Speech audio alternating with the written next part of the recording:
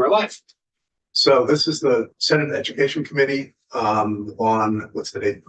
26th, so February 2025. We just completed a joint hearing with the House Education Committee, and we're now back in our own committee reconvening for the purpose, among other things, of taking some testimony, just consistent with the work we've been doing of just getting our arms around the notion of scale as it relates sometimes to districts and sometimes to school size. We're going to take some testimony. I'll have you introduce yourself in a minute from one of the larger, in fact, the largest high school in the state of Vermont. But before we get started, we'll go around and say hello. Hi, Keisha Robbinsdale, Chittenden Southeast. We already established my husband's proud CVU grad, and we can't wait for our kids to go to SCF. Nice to meet you. Timing. I'm not a machine, Windham County. Sorry. And Senator Weeks is out, but so he will be here today. Seth Bartlett's in the Bennington Senate District. Jerry Williams from the Rutland District. Steve Heffernan from the high school. So you got a little Nice to bit of meet you all. geographic diversity here. So introduce yourself. I'm Catherine Riley. I'm the interim principal at CVU in Heinsberg. So we, so like I started to set up, we're, this is not a day of looking for specific testimony about a specific thing. We just wanted to add to our sort of knowledge base as we go through this process and talk to, in fact, the principal of what is in fact the largest high school in Vermont, about what you may see as some of the advantages, things you're able to do. Maybe if you think there are disadvantages, go ahead and tell us about that too. So the floor is yours. Wow, that's really wide open. Yeah. So we have, Or just tell us about your high school. the high school has, or the district has about 3,600 students, and the high school is 1,269 students exactly. And from what my limited research without your expertise, I think that's about kind of the right sized for the research models that I've seen. I started at CVU in '98 and taught for a number of years, and then went into administration in 2012. We're a consolidated district, so we did hard work to create CVSD with one school board. And I don't have the exact year when that happened. It's a very collaborative district. There are 6 schools in the district, the 6 sending schools. And this is my first year on that district leadership level as principal. But they're really a collaborative group that it feels like we're getting more and more collaborative out of need. That's kind of the overview of the school. It's Williston, Shelburne, Charlotte, and Heinsberg, and St. George. Right. So you report to one board for that? So you report to the superintendent? Yes. Okay. So just tell us about your school. It's great. I love CVU. I actually am interviewing for the permanent principal job Monday. So I've been doing a lot of thinking. Thank you. Been doing a lot of thinking about why I want that job and why I'd be excited to have that job permanently. I came to CVU from a really small Catholic school in New York, and thought that I would give up the real center of the community in a larger school with more opportunities. And that didn't happen. CVU has a great sense of community. There's a focus on relationships. When I taught your husband, it was in the 9th grade program, which is really, really mindfully developed to bring students in from the different sending schools to land in a place where they have a smaller home base within the school, so that they can settle and get the foundational skills and understanding about the climate as ninth graders. I think that's one of the, I taught in the ninth grade core program. That's one of the most impactful programs within the school. My husband says you're one of his favorites. She's very sweet. But I do think that focus on community helps us create the climate where students trust us, and that we can do a better job educating them. We've shifted in the last few years to really focus on what we want to know about students, but beyond proficiency. We spent a lot of time as one of the leaders in the state moving towards proficiency-based grading. And we feel really good about the proficiency-based work we've done. There's always improvements to be made and areas to move towards to become like truly proficiency-based. But we feel good about that. We want to balance measuring proficiency and standardized testing, which are very important, with measuring students as far as their sense of identity, their sense of connection, and their sense of direction. So in the last maybe 4 years, we've actually created a system to measure that data, which is exciting. We call them focus scores, and we look at different aspects of attendance data, behavioral data, student surveys, along with proficiency data and standardized testing. How often do you do a student survey? We do, they're called engage surveys, and we do them twice a year. And the questions are divided into the categories I just mentioned. So there are questions about students, their identity, how they see themselves in the school, questions about their connections and sense of belonging. Jacob would have probably put me down as one of his teachers when we ask who their trusted adults are. We ask about their direction, whether they're being offered classes that feel connected to where they see themselves going and where they, kind of the areas of interest that they have. And we ask them about their choice and their voice. And sometimes we get answers that move us in a different direction, because we're not, I think student voice is an area that we hear from students. They want more voice, which makes sense developmentally, and also within a system as big as we are. I think we have a lot of opportunities for student voice, and we need to continue to find ways for them to really feel heard and feel like they have agency within the school.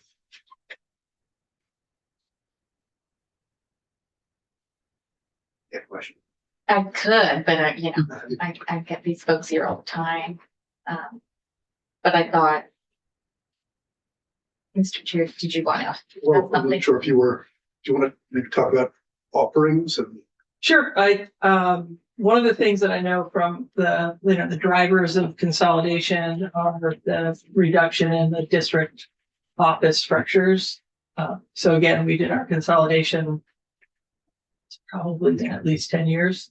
And the other driver that I'm aware of is having kind of right-sized classes, so increasing class sizes. And that's some of the work that we've been doing. Most of our classes are in the 20 to 25 range. Some bigger classes in science and math, and some smaller classes in English. The goal is to balance the class size with the feedback teachers are really able to give, so that it's quality feedback in a proficiency model, to really that feedback loop of giving feedback and moving students forward. It's how the proficiency model works. So I think in the last couple of years, certainly last year, coming into this year, we had reductions. This year going into next year, we'll have further reductions in staff and faculty. And our class sizes will get a little bigger. But I think most of them will stay in that 20 to 25 range. And we've been doing that work while maintaining, I think, a solid breadth of offering for students. We have a lot of AP classes. We have a new embedded tech program in the high school for 9th and 10th graders. So we have Burlington Technical Center, and they've embedded a teacher and equipment at CVU for our 9th and 10th graders, this is the first year. That's really exciting. And the Debate's been really life-changing for my intern and for my husband. we have the size of course offerings, which I think are really strong. The extracurricular offerings are, too long to list. We created something a few years ago that we call C3, which is a half an hour during the day where students either meet in their small advisory group, or they meet with a teacher, they meet with a club, or they connect with a community. So they might shoot hoops or play spike ball, or they might get help on their chemistry homework, or go to debate club, or I run Amnesty International and student council. And so there's some built-in opportunities during the day for students to really connect and feel like they belong. And that's very aligned with our work around helping them think about and feel seen in their identity, feel connected, and feel like they have a sense of direction. Tell us a little more about the embedded tech component. You have one person they have embedded? So we send our students to Essex Tech and Burlington Tech, and we also have a shop within the school, a design innovation lab within the school that has a metals program and a woods program. But when we sent our 9th graders to the Burlington Tech program off campus, it was a half-day program, and it didn't feel like they were feeling a sense of belonging in either place. They would come to CVU for the morning for a couple classes, get on the bus, go to Burlington Tech, and kind of do the things they really wanted to do. So we knew that was really good for them, but their engagement at CVU wasn't what we wanted. They weren't as connected to their advisor. They weren't as connected to their 9th grade core teachers. And so it was harder to get movement in history class and science class and English class. So we worked with Burlington Tech, and they've been great to shift the program to having an embedded 9th grade and 10th grade program that's small this year. But they do a lot of the same things they did at the Burlington Tech program. So they get to play with a lot of the same tools. They learn a lot about a lot of the same kind of concepts, photography. They get a little taste in a number of areas where they could potentially go to Burlington Tech or Essex Tech to pursue a tech program when they're sophomores or juniors or seniors. So with that one person, you were able to effectively bring enough of the tech to the school that the 9th graders do everything there. This is a small group of 9th graders that have chosen to be in the pre-tech program. Okay. So it's 10 9th graders that work with the teacher, Dave Dahl, who's fabulous. And then he also works with a group of 10 sophomores. So one day he'll have the 9th graders, and the other day, the opposite day, he'll have a group of 10 10th graders. Okay. Was the demand large? Did you have, being it's only 10, if 20 students had wanted to do it, would you have done the 20? I would have been tight. Okay. We had, I think, maybe 12 students. As the Burlington Tech books accept the students. Okay. I imagine I know that if that becomes more popular, we'll need to figure out a way to grow that program. But prior to this year, we had between 8 and 12 9th graders opting for the pre-tech program the 2 years that we ran it at Burlington Tech.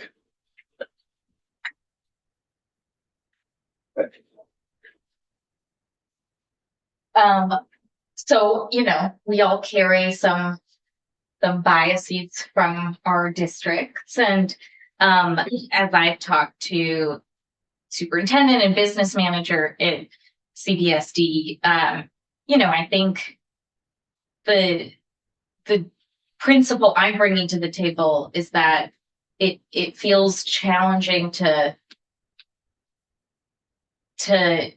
know we might be impacting the schools and the districts that have already tried to do the right thing and already tried to reform over and over to meet our goals and our needs. And you know, I hear a lot from the folks in CBSD about Act 127 and how much of an impact that already had on the budget.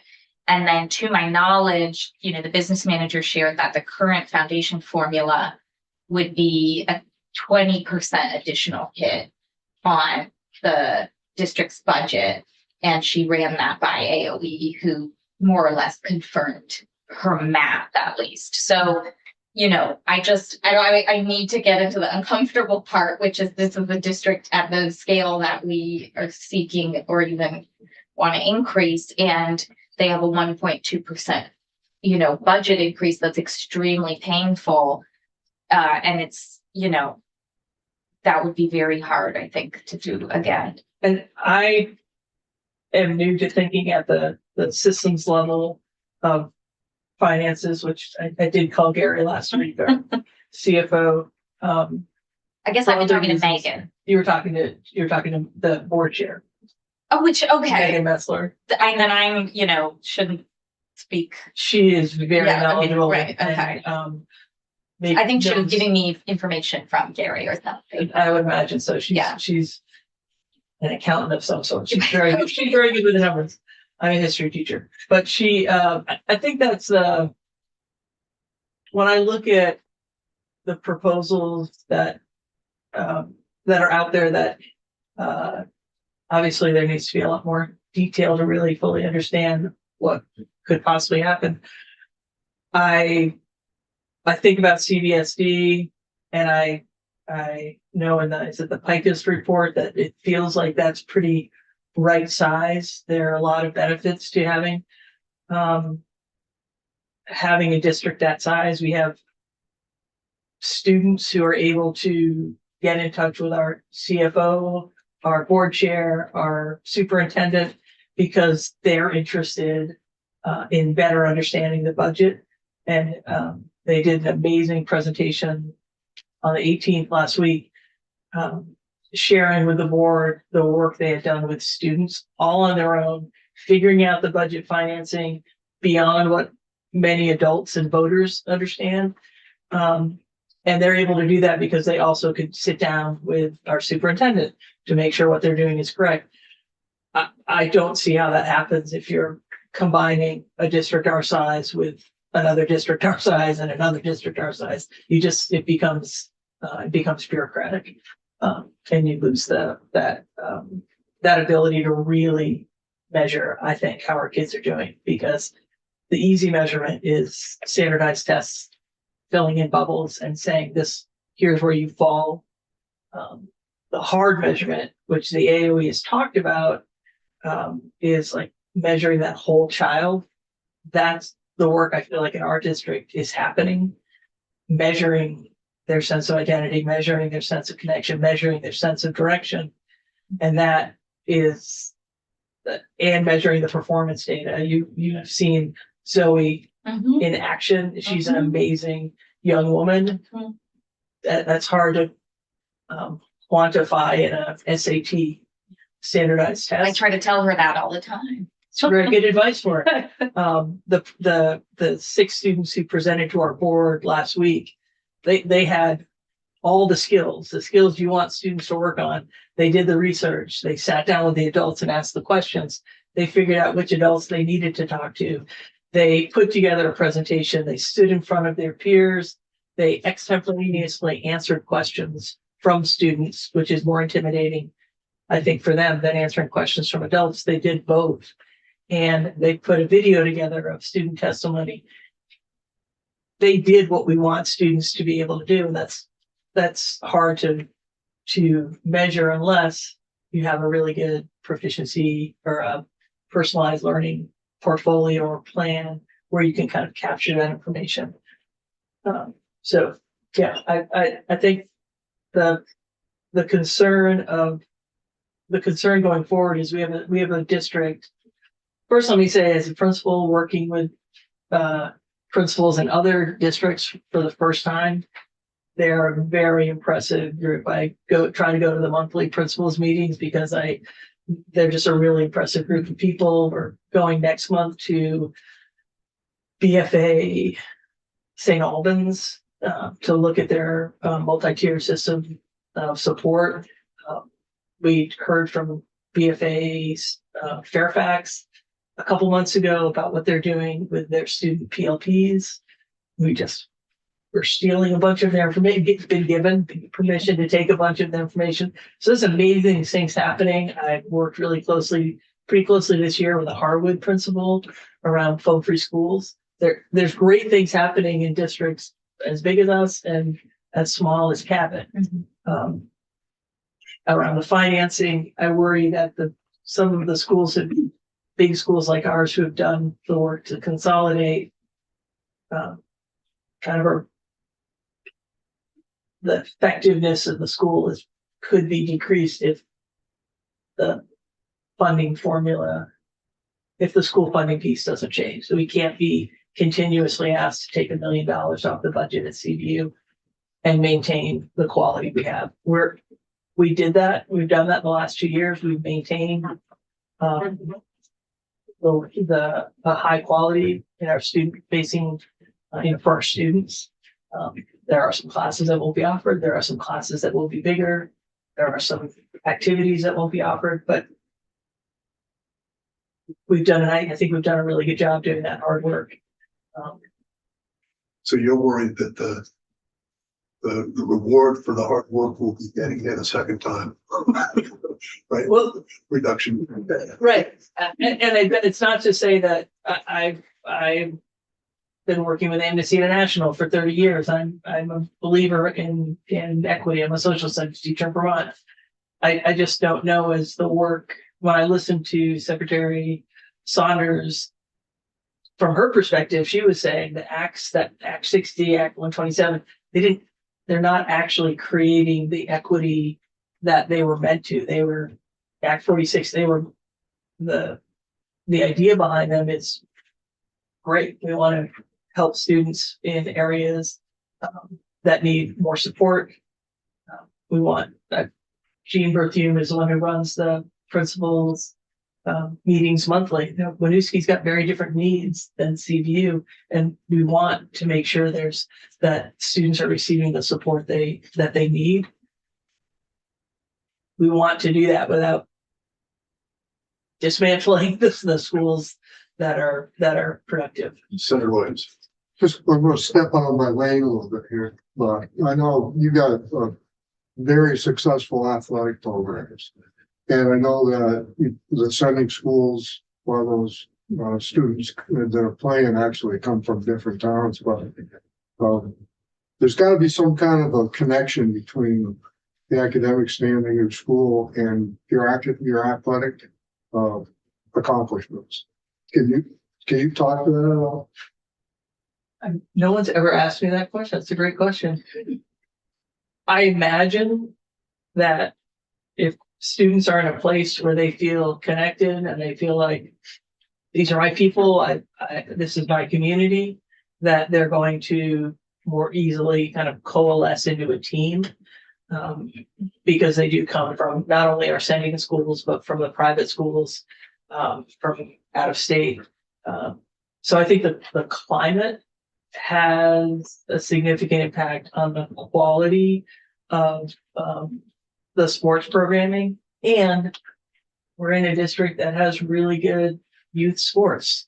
So we have big numbers, so we should be good. And you have teacher involvement with your athletics too. We have great coaches. Yep. Many of our coaches are not teachers, but I would say most of our coaches are teachers.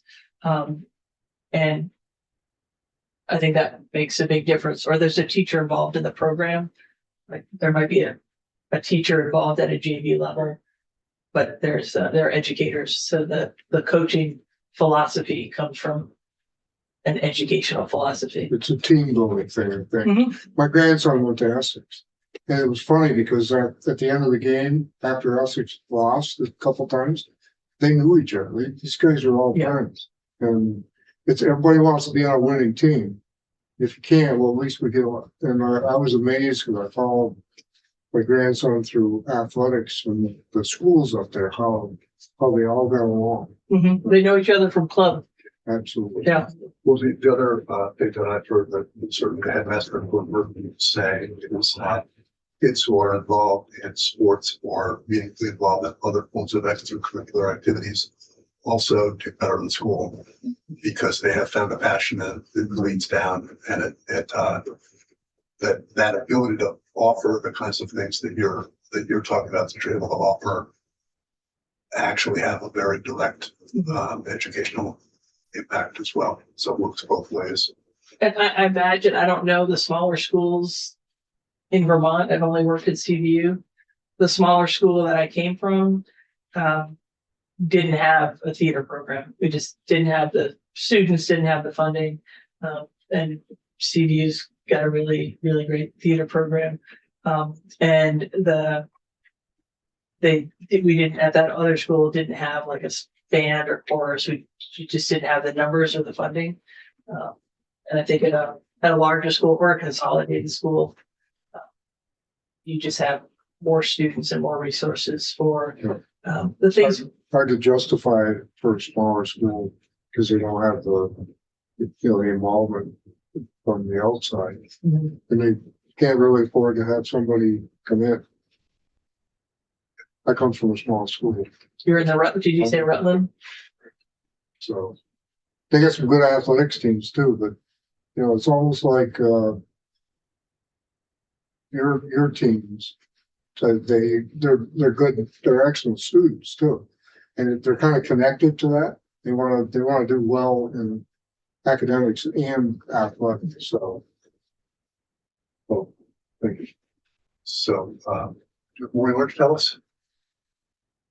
I took more notes, but I think it's important that I'm not here saying that smaller high schools shouldn't exist. I would want my first year as a principal for that to be the message. And again, I've been really, We just asked you to talk about, what you see as the advantages of your school or the things that work well because of your scale. Yeah. You don't have to say anything. I know if anyone's listening Yeah. from school, I want to be clear with that. I think an advantage to being a bigger school is that you have more offerings. You have more languages that you can offer. You have more AP classes you can offer. You have more programs like our Field and Forest program, which gets kids out of the building every other day to do sustainability work, because you just have the numbers as far as the adults, and you have the numbers as far as students and the variety of student interests. So how many students again from 9 to 12? 9 to 12 is 1269.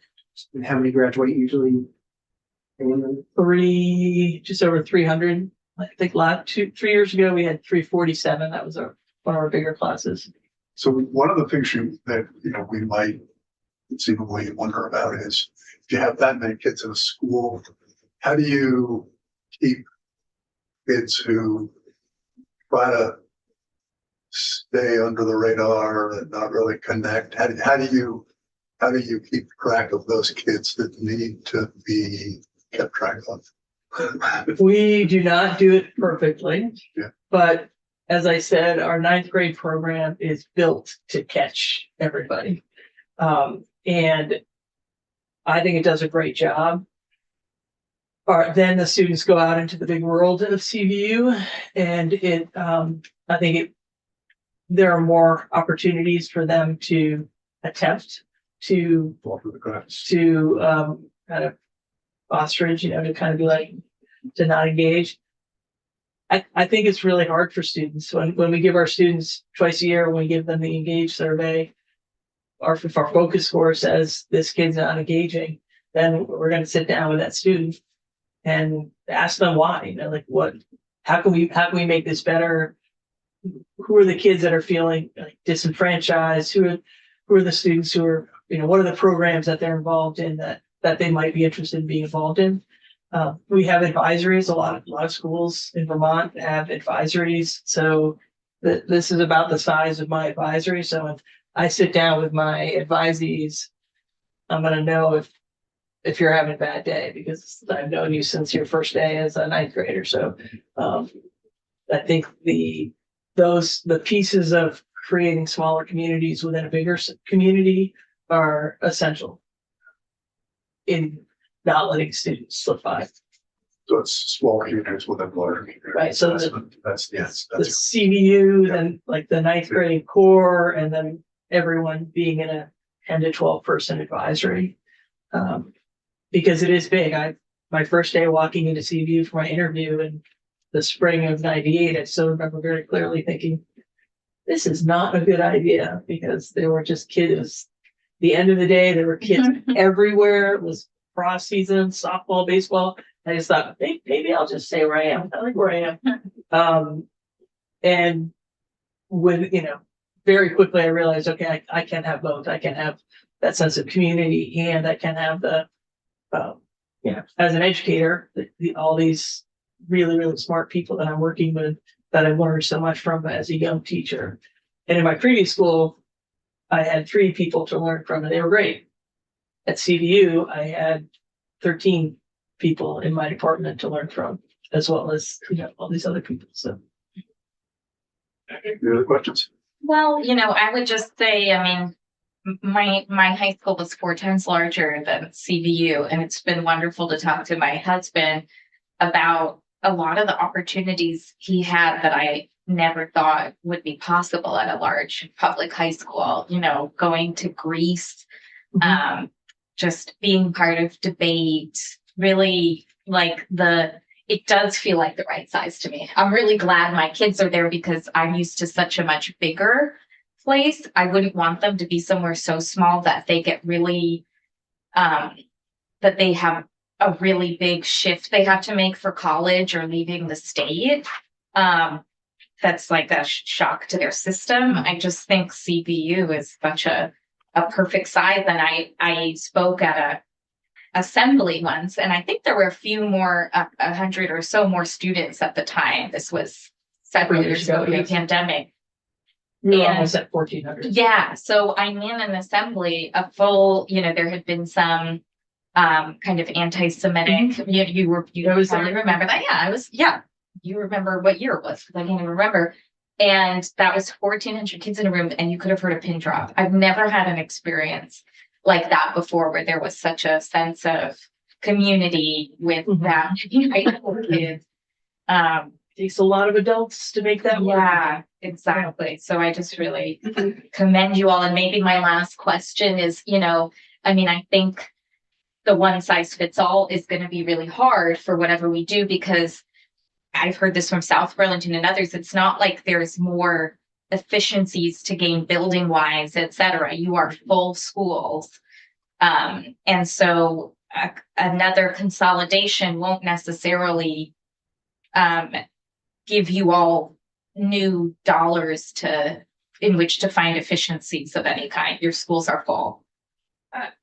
I would have to study it to better understand how it would, but I would agree. I think we're right sized. Again, I don't have experience at the smaller schools. I have a lot of respect for the folks who work there and who are running them. But I think that CVU, and I think not just the school, but the way that they've worked over, the way that they've created those smaller communities within a bigger school.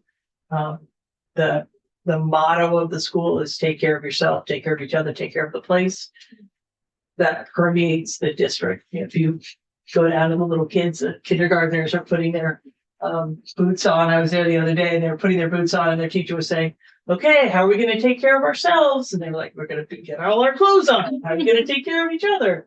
And I think that's 3,600 kids who are getting that message from the time they enter the system until they graduate.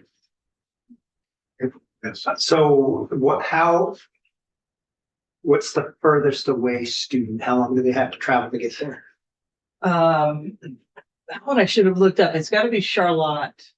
So I would guess it's a half an hour. Okay. And then when they consolidated, which you said is about 10 years ago, correct, roughly? As a district, we Yeah. consolidated. Did they, as I recall, I don't think they cut out much of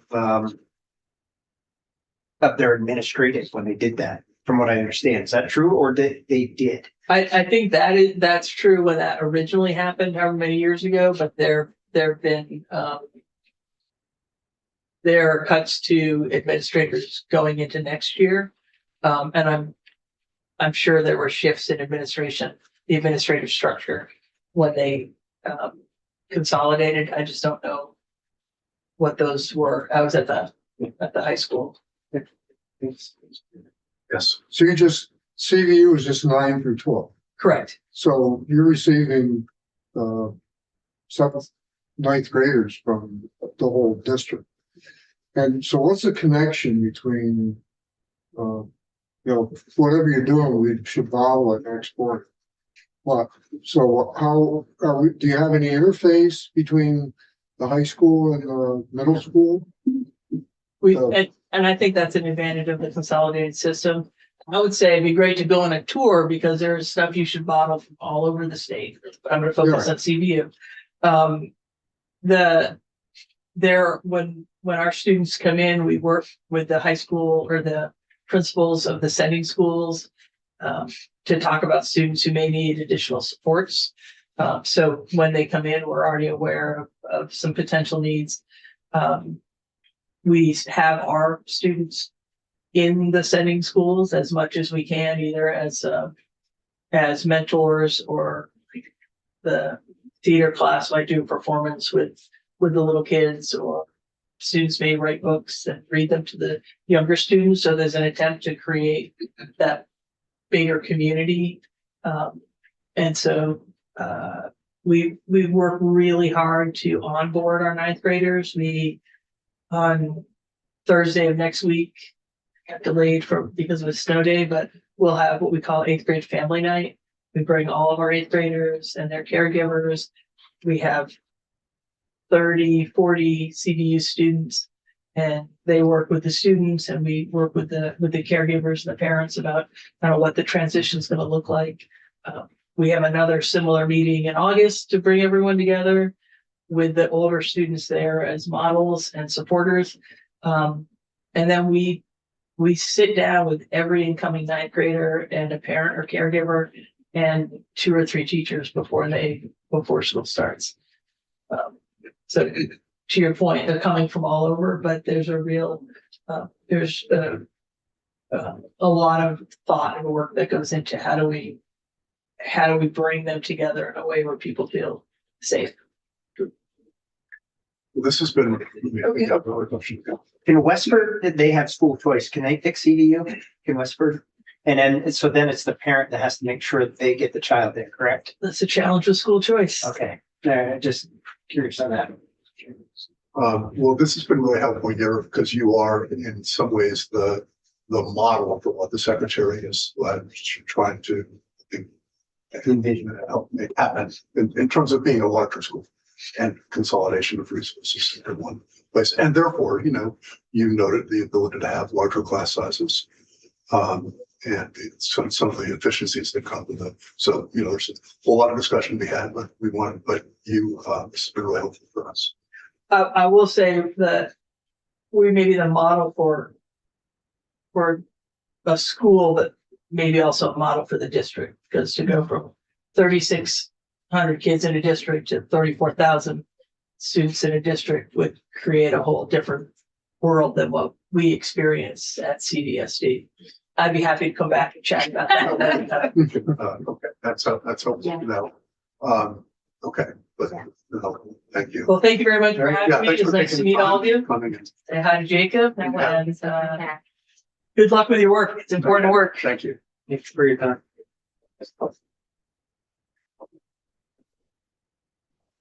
So, we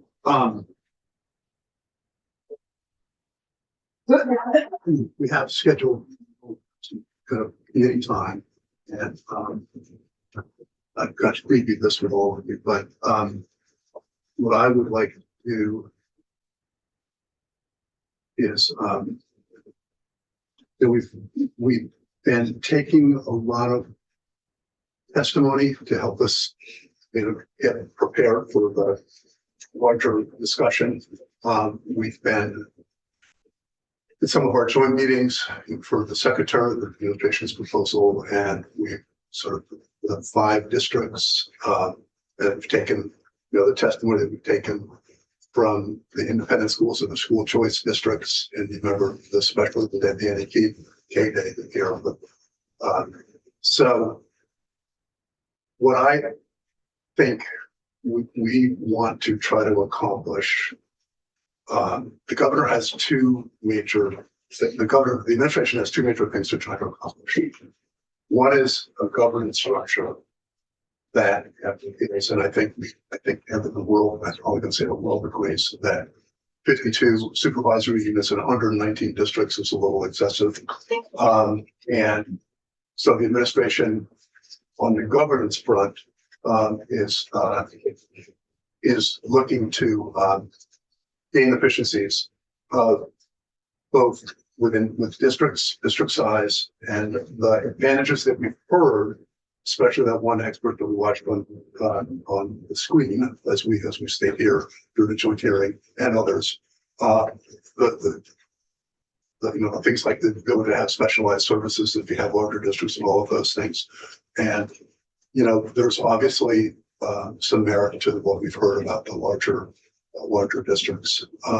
However, we've also heard some testimony saying, especially as it relates to that Chittenden district, too big and doesn't necessarily, and we need to take into account, at least we've heard some testimony to this effect, the critical the independent schools are in some parts of Vermont to the delivery of education.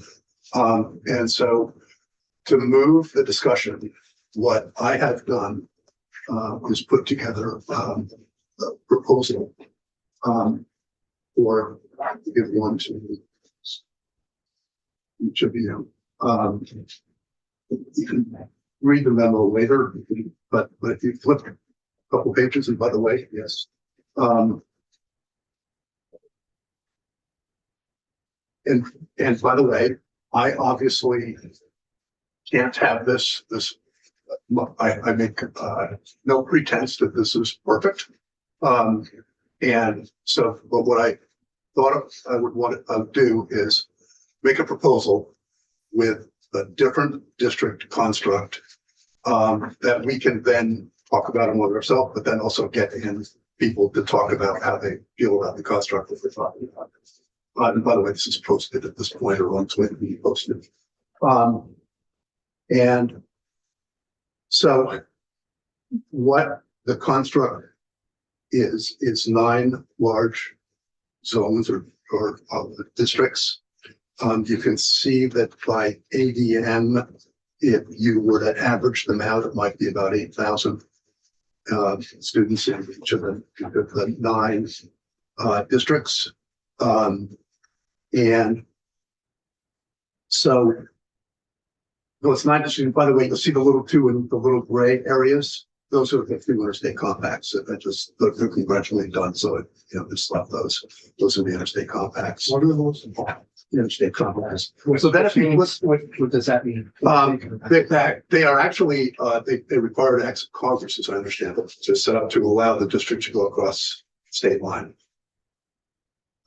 So we're not messing with those. At least this proposal doesn't suggest that. So then if you flip to the next map, because there's a caveat to everything that I just said. What the construct is, of these 9, 6 of them are districts in the way that the secretary has proposed. And then if you flip to the second page, 3 of them are SUs as opposed to districts. And they are SUs because they'll have sub-districts within them under this proposal that has a combination just like now, operating and non-operating. And so a couple things to say about this before we open it up for questions. This consolidates choice because you'll note that the islands no longer are shown as being choice districts. So it consolidates choice in areas where it's critical because most of the kids in the island district go to public schools. And in order to help the governor meet the goals that the governor is looking for, the administration is looking for, we turn that and take those would no longer be choice towns. That would be part of that district, part of those districts, because they largely already go to public schools. And then in areas, and in these three areas where choice has been critical to the delivery system, or tuition has been critical, we follow the lines of the existing construct. And so you have sub-districts within, and you can see how they're broken out according to the color coding. So one other thing that I'll stop and go, we can move to questions. The administration's proposal is going to be looking to, in some cases, consolidate schools vis-a-vis the discussion we just had with the principal from CVU. And so what this proposal does is says that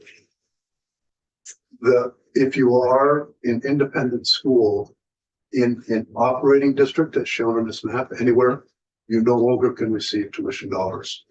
So the independent schools are giving up choice up in the islands and saying that if you're not in a non-operating district, you can no longer receive tuition dollars. And for those that are in those areas, the point here is that these are for schools that are sort of critical to the delivery system. As of last year, at the end of for the 23-24 school year, you had to have had 25% of your kids coming from tuition dollars. And if you didn't, you're no longer eligible to receive. So this is on the one hand, a shrinking of choice, but it's also a consolidation of choice where it is critical to the delivery system. So that's the proposal, and that's in that part I just talked about. In the middle. So clear as day, you can't operate.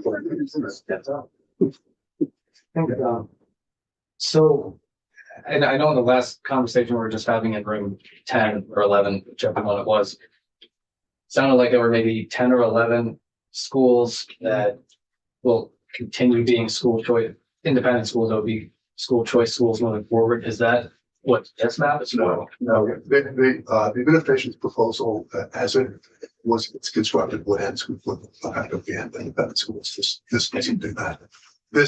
What this does is it leaves the notion of non-operating districts intact within those three SUs. And so the independent schools would continue to operate the way they operate now, with their independence intact. The administration's proposal would frankly basically to the public schools, and that, as we heard from, for instance, Burnberg and Long Trail, is not something they're interested in, because it would destroy the things that work is successful in independent schools. So this leaves, it's kind of a, it does in big broad strokes what the administration is looking to do.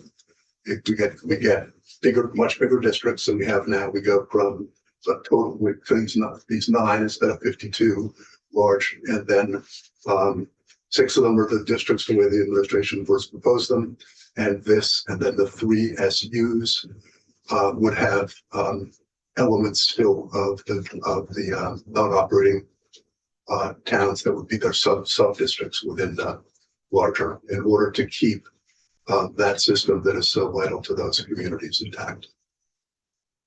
So it's a serious, a lot of independent schools fall by the wayside in this, that will no longer be able to receive dollars. It's limited to those that sort of meet the test, being critical to the delivery system. So, you want to discuss it? Yeah, absolutely. Well, I just got one question with one word with a question mark behind it, equity. So, because that's going to become an issue. And the way I understand why you've done what you've done. Yeah. Because you can't change the geography. And so did anybody take a look at it through that lens? What we took it through is, it's as it is now. So it's still that 11-1 Oh, no, that's a range of different property issue. value. Oh, okay, I That's didn't know what what you meant. Oh, okay, if that's the issue you meant. I don't Yeah, know. there's no question that the larger the districts, the More equalized. more you have to, the less you have to equalize. Under this construct, the difference with the foundation formula now, if it gets put together, is that at least in theory, the foundation formula provides on a per pupil basis what it takes to educate a kid. So on that level, it's actually totally good. And then then the question becomes if districts want to raise more. And there's no question that under this, you would still have to meet the strictures of the Brigham decision. Right. And it would only it's probably requires a little bit more to equalize those dollars, but they have to equalize it because you have to meet that test. So in the end, it does.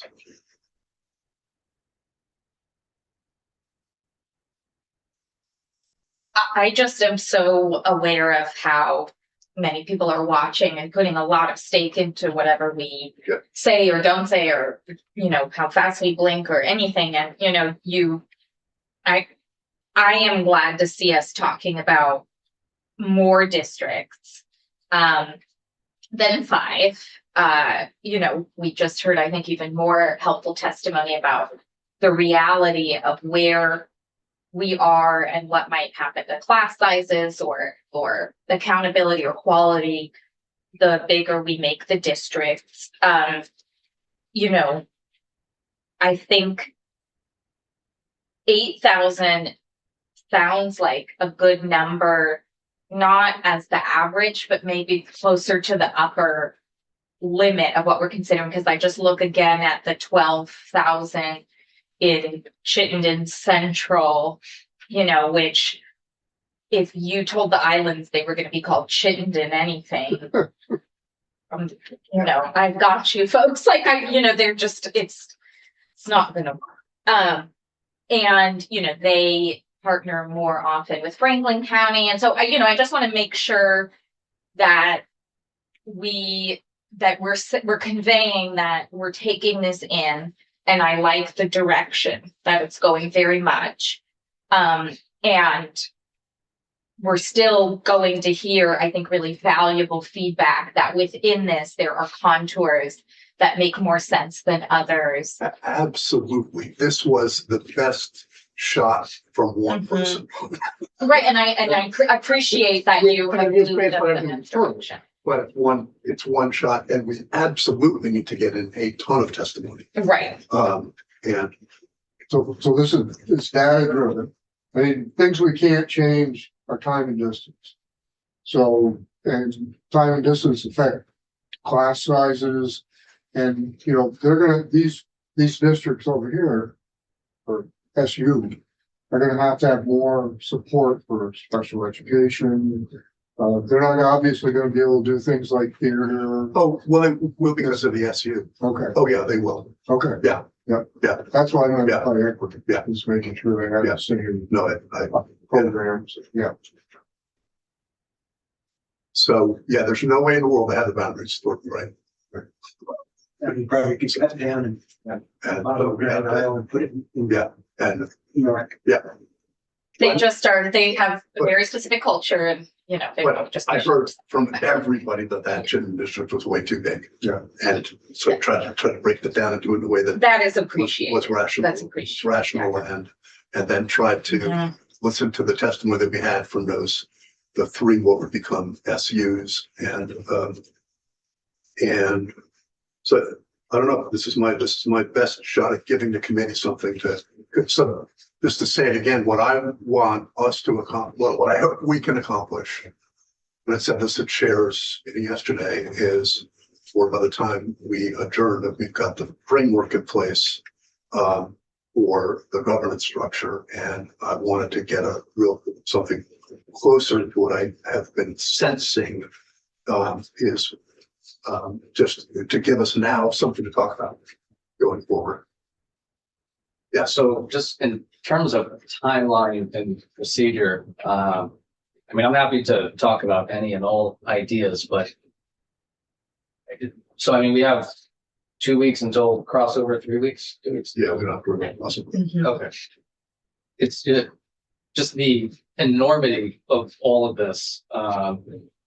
You know, regardless of what I feel, I mean, even if I thought the 176 pages was perfect that we have in the bill from the administration, I still think that I just want to take things a little bit slow and not, you know, cause a catastrophe. I couldn't. Not to suggest No, that. yeah, and I'm glad you said that, because let me talk about the way that I'm thinking about this. And it's on one of six, but, I think I said it before, but, and I know we all feel the same way about this. I believe in really careful work.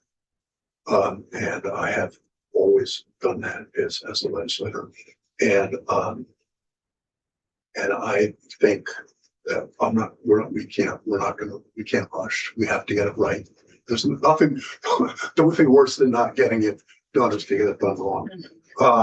And so we need to, my goal is limited for us right now as a committee for the next time until we get it, is to get the framework for governance in place. And I'm less concerned right immediately about even language, but we'll get to that. But I think there are some number of thousands of moving pieces that have to get thought through before we're done. And I think we just need to take it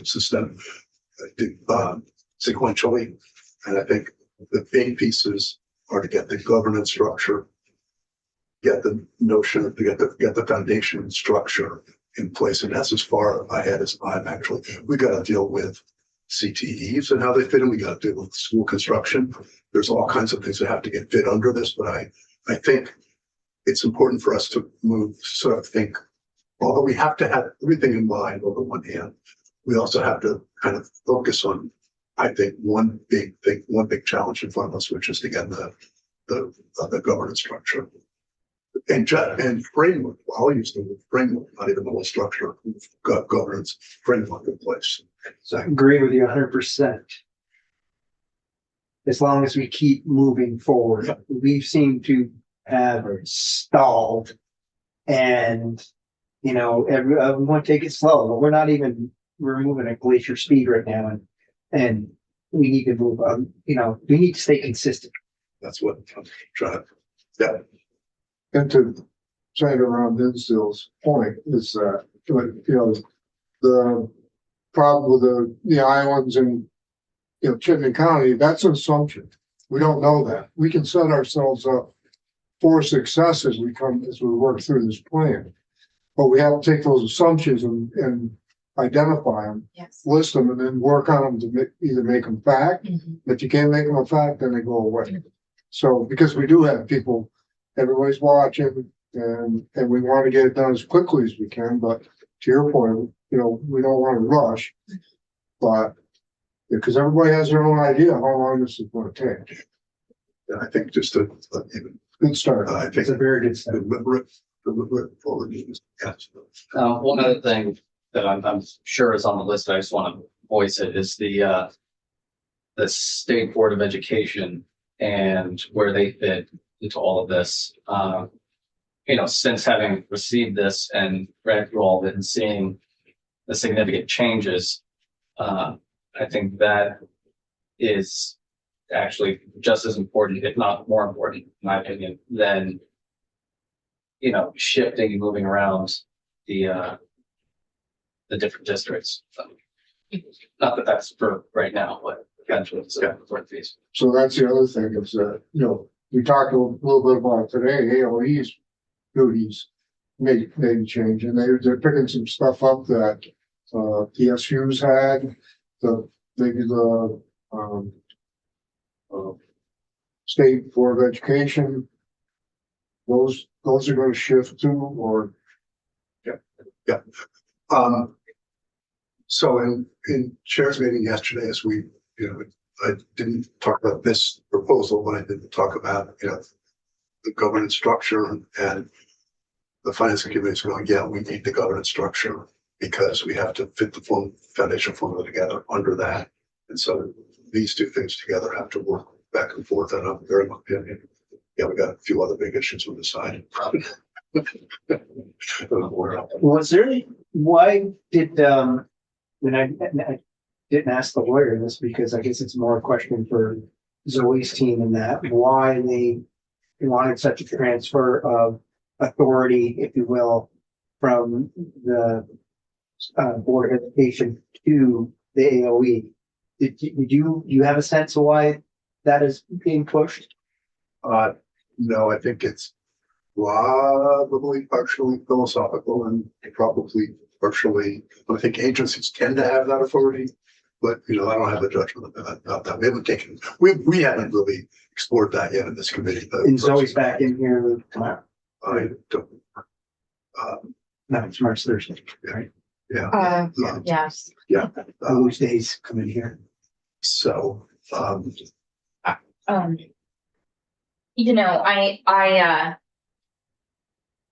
I look at this and I just think in general, so that we don't make decisions based on who's in this room and where they're from, we should just have some big principles.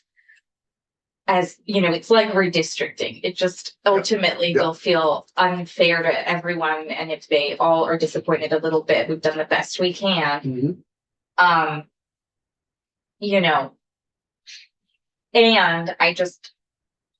I look at this and just want to make sure we think about, transportation corridors and governance that is accessible to the number of people. I think it was good that this followed talking to the largest district in the state, which is a third of the size of, some of the ones we're talking about in that area.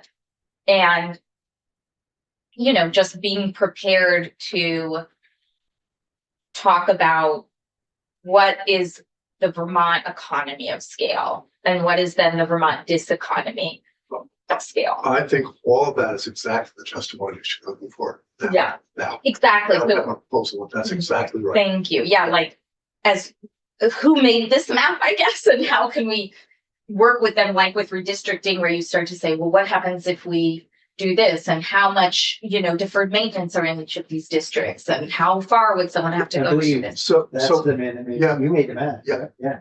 You physically, well, I had some people who were better at. okay, well, that Or- becomes or- an issue. Who are more adept at that than I am. Right. But it's my math. And I just did it based on my, what we've been hearing the last couple of months. Mm. And having a sense that the 5 districts is not an option, not gonna fly. And so I wanted to take, but also very impressed by some of the testimony we've had Mhm. about the advantages of larger districts, Mhm. while being aware of some of the testimony we've had about, not too big, and, but now, if people are comfortable with this, we have, at least maybe something to work with, and start to get some testimony in going, you got this right, you got this wrong, this should over here, and those things about travel court, all of those things. Yeah. And among other things, we get senators in here with other districts, Mhm. just like in Redistricting. redistricting, and we get, people in and just start the Right, process. and I'll just add that in case, I just want to underscore it, that I really heard loud and clear that if we don't draw the lines, people get left behind, inequities occur, communities fight, we're gonna have to listen, and then a larger power is going to have to draw the lines. Act 46 left it up to communities to The committee, when it leaves here, the line should be drawn. yes, so I'm in agreement that this is the direction we should be going, is getting feedback on how we draw the lines, not a commission to do it. Yeah, That's we- never worked I with think- redistricting. I think we need to do it. Yeah. They'll have somebody to blame. Well, I, yeah, that's, it will, my job. our popularity index may go down, but. All right, again, Well, the main thing is that I don't know when you were out campaigning that Vermont knows this needs to happen. And they're all gonna be uncomfortable with it, but we know it needs to be happening. And I think you said it best, that you might have discomfort. If it's light, we've done a good job. Mhm. Yeah, So I wanted to say one more time Yeah. for people listening, I make like no pretense that I've got this map exactly right. So and the whole goal is just get something to talk about and move us forward. Yes. I think, to your point, I agree with something needs to happen regarding property taxes, 100%. I think, and I'm coming fresh off of a, school board meeting I attended in Brattleboro, on Monday night, where just about, I want to say 95% of the people were, vehemently opposed to the idea of reducing the number of districts that we have so dramatically. And so, I mean, that's what I'm hearing from constituents. But the issue is also, but it's not just the districts, but it's also the local control. You know, what voice does a local school board really have if it turns into an advisory board with not a whole lot of power? And you know, what type of community involvement is there? And that's what I heard and anticipated hearing loud and clear at that school board meeting. But then, of course, there is that underlying question and issue that does need to be addressed, which is rising property taxes and student scores that, if I recall correctly, are getting lower, and a lack of access to specialized services depending on where you live. or So opportunity. don't have the answer, but that's what's on my mind. if I could just add one Yes. thing, some of what, because I went to the school board meeting Monday night and actually went very well compared to some of that to. I think what the people that I heard from are, they're more concerned with the timeline because their budget is being voted on 4th of March for this next school year. So I think we should buy ourselves some time and maybe say that, give them an estimated date, that's with our best guess, that this year, I mean, we haven't even passed the BAA yet. So we don't know, we really don't know what the education tax rate is. And so we can buy ourselves some time by saying that, you know, the soonest it'll be is maybe next January. Well, but Well, the December letter comes out in December. well, yeah, it's a good idea. Right. So, you know, we set ourselves up for success by saying nothing's gonna change right now because you gotta go to school, you know, children have to still, and everybody's still got a job. We're gonna keep working the way we're working. We work to lower property tax rates on a one-time basis for this year to get through, you know, what we can, you know, but then try to get the new. So I'll also just posit that I think one way for us to think about this work is to think about the end product that we're looking for and then figure out the transition. We can be thinking about them both simultaneously, but not, but I think it's figure out where we're really trying to go, get that right, and then you figure out how we transition to it. So, and we can get paralyzed by the 5,000 moving pieces. And that's why I'm trying to get us to or suggesting that we really just focus on getting this governance piece the way we want it to be when we get there, and then, you know, sequentially work on, you know, frankly, there's going to obviously be some levels of work over the summer and fall, because just by definition, it's going to have to be, but we have to get, I think, a couple of big chunks ready for that to be able to then start to fill in some of those pieces underneath. Right. So I don't have a way of wanting to wait on how it's all going to work. I have something, you know, But that's just what I'm thinking. Yeah, I mean, I think we'll have conceded if nobody looks at their area and says, I see that being broken into 3 little sub governance groups anyway. You know what I mean? Like, I look at some of these and I think they, like, the 5 communities that combine into CBSD, there's shared transportation corridors, and then they had to build a new identity, right? It's a very income diverse area, you know. But if you take a huge place and then they say, well, sure, but we're really going to end up being governed in 3 separate chunks. You know, I look at the kingdom. I just worry that, you know, we don't want to then create this need to categorize within this to the point that it's hard to, you know, understand the value of what we did, if that makes sense. Smaller school districts have been, the school boards have been working for a worst case scenario. I mean, they're looking at, you know, because they know student population continues to decline. Mhm. We don't know when it's gonna bottom out and go the other way. We hear Yeah. some people say that it may change. Right. This plan doesn't address what if it does go the other way. Mhm. So, and I don't know that we can put ourselves in a box Mhm. by planning for that right now, because we have to plan for the other one. But, so you gotta give the school boards, credit, because they've been worst case scenario in this. You know, about maybe we gotta consolidate schools, maybe we have to, you know, do the worst case. And, fit it into our plan. So that's all I wanted to do today, was just get it out there and give people something to think about and we can keep on.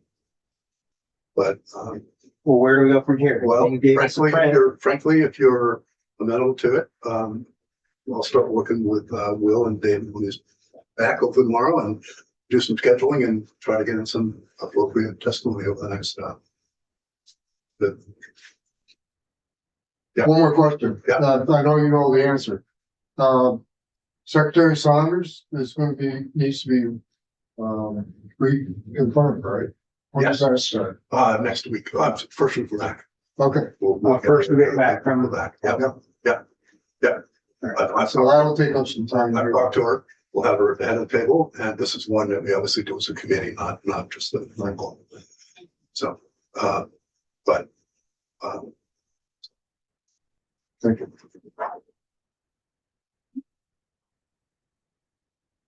thank you. Yeah, I'm just.